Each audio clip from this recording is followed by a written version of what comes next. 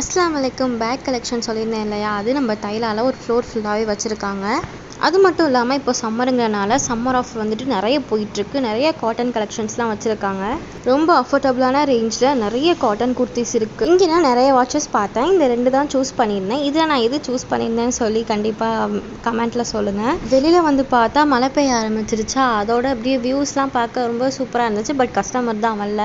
So நான் எப்போயுமே சொல்லியிருக்கேன்ல, அங்கே ஒரு அண்ணா வந்துட்டு நம்ம மீன் மேக்கர் மசாலா வந்துட்டு ஃப்ரை பண்ணி கொடுப்பாங்கன்னு. ஸோ அந்த மசாலா வாங்கிட்டு அப்படியே கரும்பு ஜூஸ் குடிச்சிட்டு இருந்தேன். மலையில் கொஞ்சம் தஸ்பி ஓதிட்டு அப்படியே கொஞ்சம் ரிலாக்ஸ் பண்ணிகிட்டு இருந்தேன். எங்கள் கடைக்கு ஆப்போசிட்டில் தான் அந்த அண்ணா கொஞ்சம் நேரம் நிற்பாங்க. இதுதான் அந்த அண்ணா.